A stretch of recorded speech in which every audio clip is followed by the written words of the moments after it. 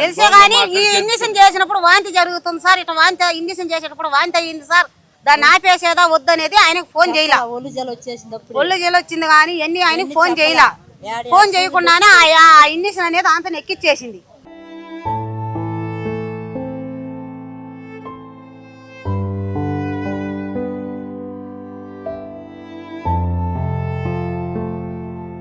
నాకు కళ్ళు తిరుగుతున్నాయి, ఒళ్ళు ఎలర్జీ వచ్చిందని చెప్పాడు.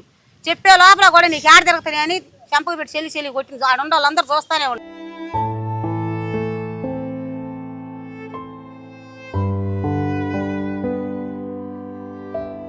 ఊపిరిపోయింది.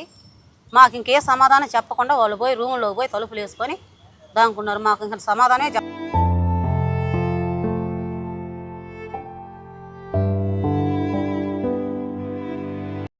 వైద్యం వికటించి వ్యక్తి మృతి చెందిన ఘటన ఉలవపాడులోని ప్రైవేటు వైద్యశాలలో చోటు చేసుకుంది. అయితే పోస్ట్ మార్టం నిమిత్తం మృతదేహాన్ని ఒంగోలు రిమ్స్ ఆసుపత్రికి తరలించారని తెలుసుకొని అక్కడికి చేరుకున్న బాధితులకు బీసీ సంఘాల నాయకులు, జేఏసీ నాయకులు మద్దతుగా నిలిచారు. మృతుడి కుటుంబ సభ్యుల వివరాల మేరకు ఉలవపాడు మండలం కొండికందుకూరు గ్రామానికి చెందిన బక్కమంతుల బ్రహ్మయ్య వరి బీజం సమస్యతో వైద్యం కోసం శనివారం ఉలవపాడులోని ప్రైవేటు ఆసుపత్రికి తీసుకెళ్లామని, డాక్టర్ అందుబాటులో లేరని ఆసుపత్రి నిర్వాహక డాక్టర్ సలహా మేరకు అసిస్టెంట్ డాక్టర్ సిబ్బంది కలిసి బ్రహ్మయ్యకు ఇంజెక్షన్ చేశారని, అయితే దురదగా ఉందని, కళ్ళు తిరుగుతున్నాయని బ్రహ్మయ్య చెప్పినా వినకుండా మరొక ఇంజెక్షన్ ఇచ్చారని, దీంతో బ్రహ్మయ్య కొద్దిసేపటికే అపస్మారక స్థితిలోకి వెళ్లి మృతి చెందారని తెలిపారు. బ్రహ్మయ్య మృతి చెందిన విషయం తెలిసినా ఏమీ తెలియనట్లుగా పెద్ద ఆసుపత్రికి తీసుకెళ్లమనడంతో ఆవేదనకు గురైన మృతుడి కుటుంబ సభ్యులు వెంటనే సిబ్బందిని ప్రశ్నించగా తమకేమీ తెలియదన్నట్లు రూమ్లోకి వెళ్లి తలుపేసుకున్నారని, మృతుడి బంధువులు ఆసుపత్రికి చేరుకొని ఎలా చనిపోయారని నిలదీయగా ఆసుపత్రి నిర్వాహకులైన డాక్టర్ నిర్లక్ష్యంగా సమాధానం ఇచ్చారని తెలిపారు. ట్రీట్మెంట్ ఇచ్చిన డాక్టర్ల నిర్లక్ష్యం వల్లే బ్రహ్మయ్య చనిపోయారని మృతుడి భార్య, బంధువులు ఆరోపించారు. ఈ మేరకు వైద్యం చేసిన సిబ్బందిపై పోలీసులకు ఫిర్యాదు చేశామని, అధికారులు విచారించి మాకు తగిన న్యాయం చేయాలని కోరారు. ఈ సందర్భంగా బీసీ నాయకులు మిరియం శ్రీనివాసులు మాట్లాడుతూ, ఆరోగ్యం మెరుగుపరుచుకునేందుకు ఆసుపత్రికి వస్తే తెలిసి తెలియని సిబ్బందితో వైద్యం చేయించి ప్రాణాలు తీయడం ఏంటంటూ, మృతుడైన బ్రహ్మయ్య డొక్కనొప్పితో వస్తే ఐడోస్ ఇంజెక్షన్ ఇచ్చి పేషెంట్ మృతికి కారణమైన వారిని తక్షణమే పోలీసులు విచారించి శిక్షించాలని డిమాండ్ చేశారు. వారితో పాటు జిల్లా జేఏసీ నాయకులు కృష్ణ మరియు మృతుడి కుటుంబ సభ్యులతో కలిసి న్యాయం చేసే వరకు పోరాడతామని తెలిపారు. నా పేరు మిరియం శ్రీనివాసులు, బీసీ నాయకుడిని. నిన్న కందుకూరు నియోజకవర్గం ఉలవపాడు మండలంలో ఉలవపాడు గ్రామం నందు డాక్టర్ వెంకయ్య గారి హాస్పిటల్ నందు వరబిజ్జం ఆపరేషన్ కొరకు కందుకూరు మండలం కొండికందుకూరు గ్రామానికి చెందిన బక్కమంతుల బ్రహ్మయ్య అనేటువంటి 40 సంవత్సరాల యువకుడు ఆపరేషన్ కోసం వెళ్తే అనుభవం లేనటువంటి స్టాఫ్ చేత ఇంజెక్షన్ వేయించి ఆ ఇంజెక్షన్ ద్వారా క్షణాల్లో ప్రాణం పోవటం జరిగినది.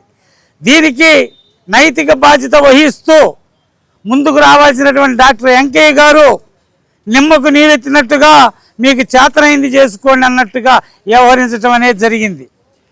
వాళ్ళు ఏదో ప్రాణం కాపాడుకుందామని హాస్పిటల్కి వెళ్తే అనుభవం లేనటువంటి నర్సుల చేత, స్టాఫ్ చేత ఇంజక్షన్లు ఇచ్చి ప్రాణాలు తీసినటువంటి ఈ హాస్పిటల్ పైన చట్టపరమైనటువంటి చర్యలు తీసుకోవాలి. ప్రభుత్వం కూడా వెంటనే అక్కడ ఏం జరిగింది, ఏ విధంగా మనిషి చనిపోయాడు అనేటువంటి దాని మీద పూర్తి స్థాయిలో విచారణ జరపాలని ఈ జిల్లా మంత్రివర్యులైనటువంటి డోలా వీరాంజనేయ స్వామి కూడా చర్యలు తీసుకోవాలని, ప్రభుత్వం వెంటనే కానీ ఈ మరణం పైన చర్యలు తీసుకోకపోతే మేము జిల్లా వ్యాప్తంగా ఒక యాదవ్ యువకుడి ప్రాణాలు పోయినా దానికి బాధ్యులు ఎవరు, ఈ ప్రాణం పోవటానికి అనేటువంటి వాళ్ళకి శిక్ష పడకపోతే ఎట్టి పరిస్థితుల్లో మేము ఊరుకునే ప్రసక్తే లేదు. ఉద్యమాన్ని తీవ్రతరం చేస్తామని తెలియజేస్తున్నాం. నా పేరు చిరుమామిళ్ళ గోపీకృష్ణ యాదవ్ జేఏసీ జిల్లా అధ్యక్షుడిని. నిన్న కందుకూరు నియోజకవర్గం కొండికందుకూరు గ్రామానికి చెందిన బక్కమంతుల పెద్ద బ్రహ్మయ్య అనే 40 సంవత్సరాల యువకుడు శస్త్రచికిత్స కోసం ఉలవపాడులోని ప్రజా వైద్యశాలకు వెళ్ళాడు.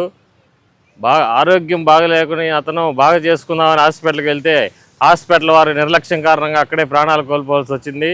అనుభవం లేని వారి చేత ఫోన్లో ట్రీట్మెంట్ చేయించి వాళ్ళు ఇచ్చిన ఇంజెక్షన్ వికటించి అతను ప్రాణాలు కోల్పోయాడని వీళ్ళు బాధితులు చెప్తున్నారు. కానీ ఆ హాస్పిటల్ డాక్టర్ గారైన మాదా శంకయ్య గారితో వీరు మాట్లాడగా అతను చాలా నిర్లక్ష్యంగా మీరేం చేసుకుంటారో చేసుకోండి, మాకు సంబంధం లేదు అన్నట్లుగా మాట్లాడటం వీళ్ళని చాలా బాధించింది. అతను సామాజిక కనీసం మానవత్వంతో అయినా స్పందించి జరిగింది ఎలా జరిగింది వారి మీద యాక్షన్ తీసుకోవాలని ఇంకిత జ్ఞానం కూడా లేకుండా వీళ్ళనే దురుసుగా మాట్లాడటం చాలా ఘోరమైన తప్పుగా మేము భావిస్తున్నాం. దీని మీద ప్రభుత్వం వారు డిఎంహెచ్ ఆధ్వర్యంలో ఒక ఎంక్వైరీ చేసి ఎలా జరిగింది ఏందని పూర్తి వివరాలు తెలియజేయాలి. ఒకవేళ హాస్పిటల్ నిర్లక్ష్యం కారణంగానే అతను ప్రాణాలు కోల్పోతే హాస్పిటల్ వారిని శిక్షించాలి.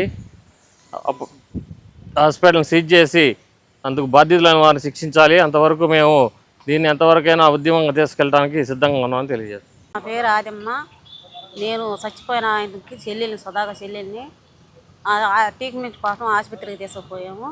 ఆసుపత్రి పేరు ప్రజా వైద్యశాల ఆసుపత్రికి తీసుకెళ్ళాము. తీసుకుపోయేటప్పుడు బాగానే తీసుకుపోయాము. బాగానే మాతో పాటు నడిచి వచ్చాడు. పులవపాడు ఆసుపత్రికి తీసుకుపోయినాక బాగానే కూర్చున్నాడు. అన్నీ బాగానే మాట్లాడాడు. పోయినాక దానికి ఒంటేలు పైపు అనేది ఎక్కించారు. ఎక్కించినాక ఆ 2 ఇంజక్షన్ చేశాడు. చేసినాక బాత్రూమ్కి పోయాడు. బాత్రూమ్ నుంచి వచ్చినాక మళ్ళీ ఇంజక్షన్ చేసేటప్పుడు వాంతి చేసుకున్నాడు. వాంతి చేసుకున్నా కూడా అంతనే ఇంజక్షన్ ఎక్కిచ్చేసింది. ఎక్కిచ్చేస్తూ ఉండే కొంది నాకు కళ్ళు తిరుగుతున్నాయి, సలిమిరికి వచ్చింది ఒళ్ళన్నా కూడా. కాదు కూదని నెట్టేసింది. నేను పోయి పట్టుకోబోయేలకు నన్ను నెట్టేసి ఆ ఇంజక్షన్ బలంతాన్ని ఎక్కిచ్చేసింది. ఎక్కిచ్చేసేటప్పుడే ఊపిరిపోయింది. మాకు ఇంకే సమాధానం చెప్పకుండా వాళ్ళు పోయి రూమ్లోకి పోయి తలుపులు వేసుకొని దానుకున్నారు. మాకు ఇంకా సమాధానమే చెప్పలే. 10:30 జరిగిన దాన్ని రేత్రి 12 గంటల దాకా మేము అక్కడే ఉన్నాం. మీకు చేతనేం చేసుకోండి అని మమ్మల్ని అసలు ఏం పట్టించుకోలేదు. డాక్టర్ వెంకయ్య. మీరు వెళ్ళినప్పుడు డాక్టర్ గారు ఉన్నారా? డాక్టర్ గారు లేరు, కంపౌండర్లు ఉన్నారు. కంపౌండర్ల ద్వారాగానే చేసాడు. అన్ని వాళ్ళే చేశారు. చేసినాక డాక్టర్ అంతా అయిపోయినాక వచ్చి గుండె పట్టుకొని చూసుకొని చేయి పట్టుకొని చూసుకొని మీరు ఎమర్జెంట్గా అంటే అప్పటికి అంత అయిపోయింది. కానీ అట్లా చెప్పుకోకుండా మీరు ఆ పెద్ద ఆసుపత్రికి తీసుకోండి, నా వల్ల కదని అన్నాడు అని రూమ్లోకి పోయాడు. మేము కూడా ఆయన వెనకెడితే పోయాం. పోయే లోపల మా వాళ్ళు 2 పోయారు. నేను బయటే ఉండా.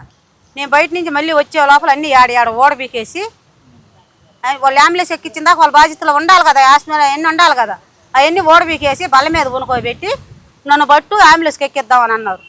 నేను ఎట్ట పడతాను, మీరే ఎక్కించాలి కదా, అన్నీ ఎందుకు ఓడబీకారని నేను నిలగొత్తా. నాకు సమాధానం చెప్పలే. ఇంకా మేమిద్దరం ఆడవాళ్ళం ఉన్నాం. మగపిల్లలు 2 ఉంటే కిందకు పోయారు. ఇంకా ఈ బాధలో తెలిసిపోయి మేమిద్దరం ఏమంటే సమాధానం మాకు చెప్పకుండా వాళ్ళు పోయి రూమ్లో తలుపులు వేసుకొని మాకు ఇంకే సమాధానం చెప్పాల.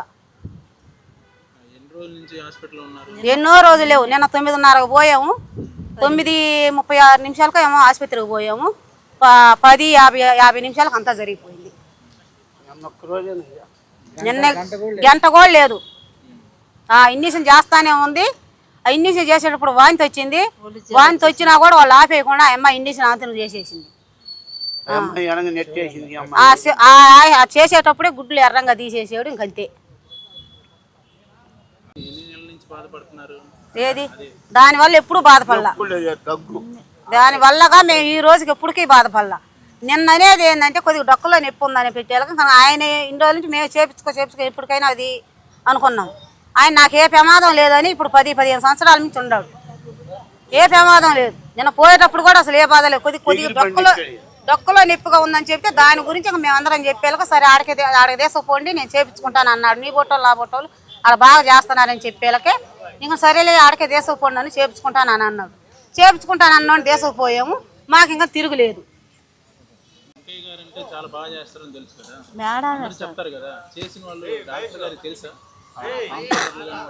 ఆ కాంపౌండ్లో ఆయనకి తెలిసే కదా.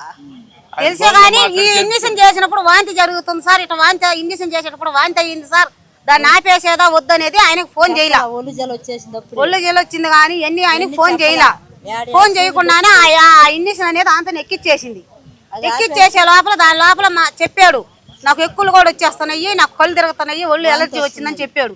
చెప్పే లోపల కూడా నీకు ఏడ తిరుగుతున్నాయి అని చెంపకు పెట్టి చెల్లి కొట్టింది. ఆడ ఉండే వాళ్ళందరూ చూస్తూనే ఉండవు. కొట్టి ఏదో గోల్ చేస్తున్నావేంది, గమ్ముగా పనుకోకుండా గోల్ చేస్తున్నావేంది అని అన్నాడు అనింది అని దాన్ని తెమ్మని చెప్పింది మా మూతికి పెట్టేదాన్ని. అది తెచ్చే లోపల ఒక్కొక్కరు ఉండి ఇంజక్షన్ ఇంకోటి ఎత్తుకోరాపోండి అని దాన్ని ఇంజక్షన్ పేరు చెప్పింది. వాళ్ళు తెచ్చే లోపల వాళ్ళ మీద గుడ్లు ఉరిమింది. వాళ్ళు తెచ్చి దాన్ని కూడా వేసేసారు. దాన్ని కూడా వేసేటప్పుడే అది అమ్మ ఈ జరిగిందంతా డాక్టర్ గారికి తెలిసే జరిగిందా లేకపోతే ఎలా జరిగిందమ్మా? డాక్టర్ గారికి తెలిసే జరిగి ఉంటుంది కదా, జరగకుండా ఉండదుగా. ఫోన్లో చెప్తుంటేనే కదా తెలిసేసింది. చెప్తుంటే కదా తెలిస్తేనే కదా ఇంకా వాళ్ళని తీసుకుపోయి రూముల్లో పెట్టి తలిపేసింది సమాధానం చెప్పకుండా. ఇప్పుడు ఈ జరగంలోనే వాళ్ళు ఇంకా ఉందే వాళ్ళది ఏదో ఒకటి వైద్యం చేసి ఏదో ఆసుపత్రికి పంపించాలని ఏదో ఒకటి మధ్య చెప్పైనా అది దాని వారగానే అంబులెన్స్ ఎక్కి చేయాలి కదా. 5:30 చచ్చిపోయినాడు నైట్ అంబులెన్స్ ఎక్కకుండా ఏమీ లేకుండా అప్పటికప్పుడే వాళ్ళు అవన్నీ ఓడి తీసేసి ఉట్టి మనిషిని అంబులెన్స్ ఎక్కినంటే దానికి అర్థమేం సార్? ఇంకా పూర్తి నిర్లక్ష్యం డాక్టర్ చేశాడు, కంపౌండర్లు చేశారు. ఏంది దానికి సంబంధించి డాక్టర్ కూడా మాకు అసలు ఏ నిర్ణయం అనేది చెప్పలే. మీకు చేతేంది మీరు చేసుకోపోండి. ఆ మనిషిని దాచిపెట్టారు. అదేదో తిరుగుడు చేస్తేనే కదా ఆ మనిషిని దాచిపెట్టింది. రూమ్లో పెట్టి తాళం వేసాడు. నేను పోయి ఆ మనిషి ఏదని అడిగితే ఆమె డ్యూటీ అయ్యింది ఇంటికి పోయిందని చెప్పాడు. ఇంటికి పోయిందని చెప్పినాక నేను దాని గురించి అడిగా. నేను ఇంత జరుగుతున్నప్పుడు ఆ మనిషి ఇంటికి ఎట్టబోద్ది, మాకు బాధ్యత చెప్పాలి కదా, చెప్పకుండా ఇంటికి ఎట్టబోద్దని నేను అడిగా. డ్యూటీ అయిందని అన్నాడు. కాదు కూదని నేను నిలదొక్కే సమయంలోనే రూమ్లో మా వాళ్ళు చూసి రూమ్లో చూశారు. రూమ్లో బానీయకుండా ఆ అమ్మాయిని రూమ్లోనే పెట్టి తాళం వేశారు. ఇద్దరు అబ్బాయిలు ఒక అమ్మాయి. అబ్బాయి చచ్చిపోయి ఇది 3వ నెల. 3వ నెల జరగంలోని మేము ఏదో ఉండోడైనా సుఖంగా ఉంటాడు అనుకొని మేము అనుకొని చేపించుకుంటే ఆరోగ్యంగా ఉంటాడని మేము తీసుకుపోయినందుకు మమ్మల్ని శమయ్య పంపించారు. శమయ్య పంపించి మాకు అనాగొన్నా చెప్పలే. మీరు చేతేది మీరు చేసుకోపోండి. రాత్రి 12 గంటల దాకా కూర్చోబెట్టాడు. మీరు ఏం చేసుకుంటారో చేసుకోండి. భార్య పిల్లలు ఒక అబ్బాయికి ఏమో 17, చచ్చిపోయిన అబ్బాయి 19, అమ్మాయికి ఏమో 22. అమ్మాయికి మ్యారేజ్ అయ్యింది. ఒక అబ్బాయి ఉన్నాడు. ఇంకా నాది ఆ ఊరే, నేను సొంత తాడబుట్టిన చెల్లిని.